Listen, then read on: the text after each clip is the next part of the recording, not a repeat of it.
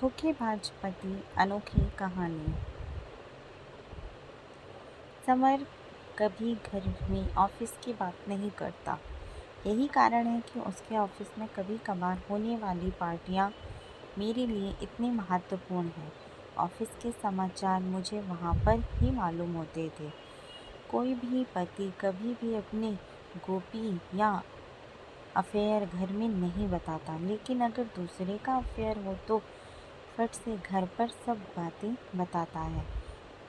धोखे की कहानी, बेवफाई की कहानी, अफेयर की कहानी, फिर पत्नी पार्टी में दूसरे के साथ मसालेदार खबर शेयर करती है। उस वक्त बताने वाले की आंखों की चमक और सुनने वालों की उत्सुकता देखने लायक होती है।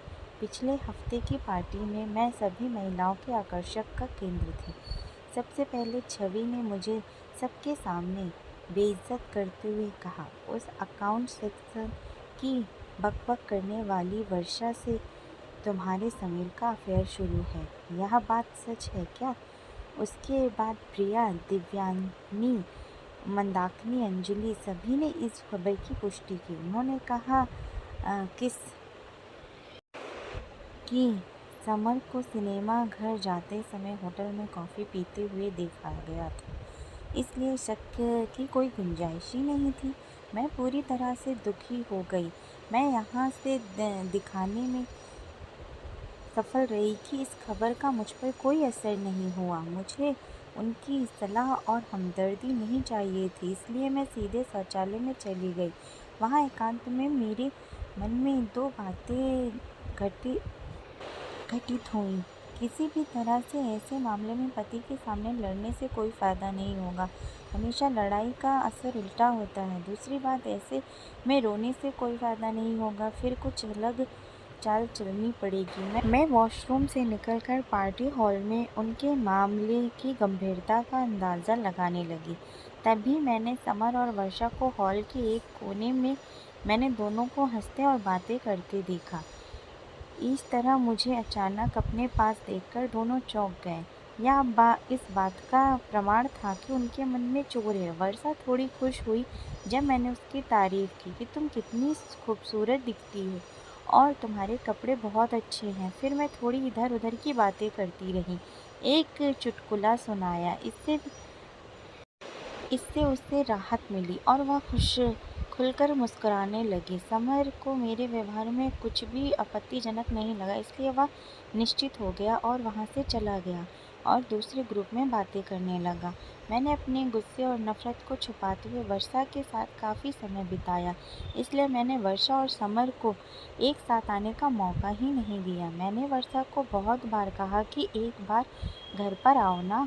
उसने कहा आऊँगी। फिर कभी आखिर में एक बार उसने मुझे घर आने का न्योता भी दिया तो कि मैं चाहती थी। मैं मन में उदास थी। समय के विश्वासघात से मैं पूरी तरह टूट चुकी थी। हालांकि मैं मन में तय कर रही थी कि उन दोनों को कैसे सबक सिखाया जाए। यह सब हो जाने के बाद मैं घर वापस आई। घर वापस आने पर मेरी सास ने मेरे अवसाद पर ध्यान दिया। वह मुंह से कठोर है लेकिन दिल से बहुत स्नेही थी। जब उन्होंने ज़्यादा जोर देकर पूछा तो मैंने उन्हें बता दिया। उसके बाद 2 दिन तक हमने ढेर सारे विचारों का आदान प्रदान किया। उनसे बातें करके मेरे उदास मन को राहत मिली। कुछ दिनों के लिए समर टूर पर गया। मैंने बिल्कुल ठीक शनिवार चुना और सुबह करीब 10 बजे वर्षा के घर पहुंची। वर्षा ने मुस्कुराकर मेरा स्वागत किया, लेकिन उसकी आंखें चिंता और आश्चर्य से भरी थीं। अरे अरे, समय था तो इसलिए मिलने चली आई। मुझे तुम्हारी याद आ तो इसलिए आई। सोचा नई सहेली को मिल आई, इसलिए तुम्हारे घर आ गई। मैंने उसे अपनेपन से बोला, तुम्हारा स्वागत है सोनाली। तुम शिव को क्यों नहीं लाई? अपने ड्राइंग रूम में जाकर पूछा। मेरी ननद आई है। मैके उसके 2 बेटों के साथ खेल रहा था। क्या लोगी, चाय या कॉफ़ी? चाय लेंगी। वर्षा, अरे रिक्शे से उतरते वक्त कमर में मोच आ गई, थोड़ा लेट जाऊं क्या? हाँ हाँ। उसने जल्दी से मुझे एक तकिया दिया और मैं आराम से उसके बिस्तर पर सो गई और वह चाय बनाने चली गई। चाय के साथ साथ वो ढेर सारे नाश्ता भी लाई थी। हमने खुशी खुशी चाय नाश्ता ख़त्म किया। जल्द ही हम कई विषय पर खुलकर बात करने लगे। बात करते करते मैंने उसकी शादी की बात उठा दी। शादी की बात करते ही वह थोड़ा डर गई। मैंने उससे पूछा, क्या हो तुम लव मैरिज करोगी या अरेंज मैरिज? इन सवाल पर वह बौखला गई। देखूंगी क्या करना है, उसने जवाब दिया। तुम कैसे स्मार्ट दिखने वाली लड़की के कई दोस्त होंगे, ज़रूर किसी से अफेयर होगा। बोलो ना, कौन है वह भाग्यशाली व्यक्ति? अब वह कैसे कहे कि उसका अफेयर मेरे ही पति से चल रहा है? तो मैं उससे मुद्दे पर कुछ और समय निकालकर उससे प्रताड़ित किया। मुझे बहुत मज़ा आ रहा था। तभी मेरे मोबाइल फ़ोन पर 2 कॉल आए। एक मेरी सास और दूसरा मेरी बीसी की सहेली का था। मैंने उन दोनों से कहा कि मैं वर्षा के घर आई हूँ। मुश्किल से आधा घंटा बीता था, तभी मेरे सास, मेरी ननद मीनाक्षी, उनके दोनों बच्चे और सभी वर्षा के घर दाखिल हुए।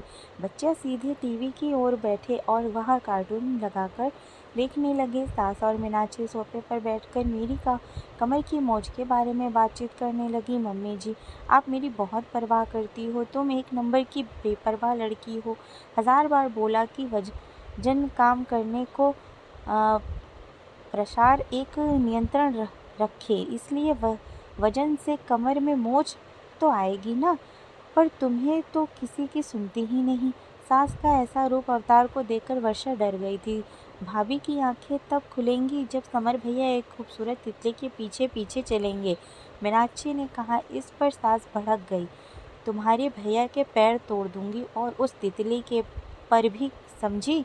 मेरे सास ने मीनाक्षी को जवाब दिया। अरे माँ, मैं मजाक कर रही थी, क्या तुम नाराज हो गई? फिर मूर्खों जैसी बात क्यों करती हो? वर्षा अपनी उंगलियां या एक दूसरे में उलझाकर जमीन की तरफ नज़र झुकाए खड़ी थी। मेरी सास की तरफ उसकी देखने की हिम्मत नहीं हुई। सास मुझे और मीनाक्षी को कहने लगी कि आज की लड़कियों में न तो समझ है और ना ही सब्र। अपनी गृहस्थी को देखभाल करने की अक्ल भी नहीं होती। फालतू में इसके उसके लफड़े में पड़ना और प्रेम विवाह करना ठीक है क्या? जिस रास्ते पर आपका काम नहीं है उस रास्ते पर क्यों चलना? बराबर ना। वर्षा, आहा, वर्षा ने झिझकते हुए कहा।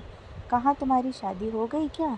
नहीं, तुम कब शादी कर रही हो? जल्दी करूँगी।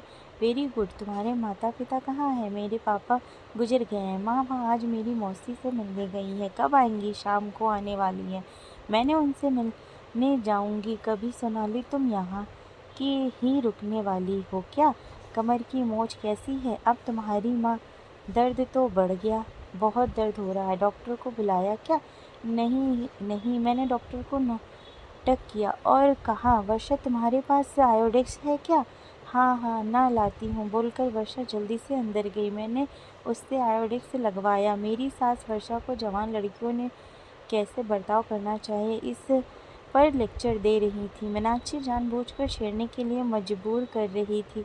ऐसा माहौल था कि दोनों किसी भी क्षण लड़ने लगेंगी। इस माहौल में वर्षा का तनाव बढ़ गया था। तभी दरवाजे की घंटी बजी। मीनाक्षी ने जाकर दरवाज़ा खोला। जब वह लौटे तो उसके सामने बीसी समूह की मेरी 3 सहेलियां शालू, रूपाली, मीनाक्षी थीं। वह तीनों बहुत बतूनी हैं। उनके आगमन में माँ बेटी के बीच वाक्य शुद्ध हुए जो रोक दिए, लेकिन रूम का आवाज़ एकदम ज़्यादा बढ़ गया। अपनी नई सहेली से सेवा करवा रही हो क्या सोनाली? रूपाली ने आंखें फैलाकर कहा और सभी हंस पड़ी। वर्षा तुम्हारे बारे में बहुत सुना है सोनाली से। सोनाली हमेशा तुम्हारे बारे में बोलती रहती है। देखो, उसके दिल में बैठकर हमें वहाँ से मत भगाना। शालू ने वर्षा के कंधे पर हाथ रखते हुए कहा। हम अपने नए दोस्तों को नींव को मजबूत करने गर्मा गर्म समोसा, जलेबी, ढोकला लेकर आए। मनीषा ने इतने बेपरवाह अंदाज में कहा कि वर्षा को हंसना आया। अपनी परिचय देने के बाद तीनों साहसपूर्वक रसोई में घुस गईं। आयोडेक्स को अपनी जगह रखकर हाथ धोकर वर्षा रसोई घर में गई तो उसकी चाय बनकर रेडी थी। लेकिन एक बात सच है कि सब कुछ वर्षा के घर में था और वह अपनी अपनी जगह पर था। सालू ने बच्चों के लिए फ्रिज से जूस का जग निकाला। हम सब चाय, समोसा, जलेबी या खाकर मज़े में गपशप कर रहे थे। वर्षा के फ्लैट में ये ऐसा हंगामा कभी नहीं हुआ होगा। मेरी सहेलियों ने तुरंत वर्षा से दोस्ती कर ली। वर्षा भी उनसे खुलकर बात भी कर रही थी जैसे वह पुराने परिचित हो। सालू ने शरारत भरे अंदाज में कहा कि सोनाली, वर्षा से दोस्ती करने से तुम्हें ज़रूर फ़ायदा होगा। मैंने कौतूहलवश पूछा, कौन सा फ़ायदा? अरे, समर के ऑफिस में होने से वर्षा तुम्हें वहाँ की सारी बातें बराबर बताएगी। मतलब अगर तुम्हारे समर का वहाँ किसी से अफेयर हुआ तो यह तुम्हें तुरंत बता देगी। अरे हाँ, सच में वर्षा, तुम मेरी आँखें बनकर समर पर ध्यान रखोगी। मैं बहुत प्यार से वर्षा को कहा। वर्षा के गाल एकदम गुलाबी हो गए। उसने जवाब नहीं दिया, सिर्फ सिर हिला दिया और फिर वह टेबल पर सामान समेटने लगी। रूम का फैला हुआ सामान निपटाने वाली थी कि तभी मेरे ससुर वहाँ आ गए। उनके आते ही माहौल बदल गया। मेरे ससुर बहुत स्ट्रिक्ट थे। मेरी सहेलियों ने फटाफट पल्लू दोनों कंधों पर लिया और झुककर उनका आशीर्वाद लिया। सब ऐसे चुप हो गए जैसे उनको बोलना आता ही नहीं हो। बहू घर चलने की स्थिति में हो या एम्बुलेंस बुलाएं? उन्होंने गंभीरता से मुझसे पूछा। चलूँगी पापा, मैं नम्रता से बिस्तर से नीचे उतरी। मैंने डॉक्टर शशि को फ़ोन किया। घर जाते जाते उनको दिखाकर जाएंगे। ठीक है पापा।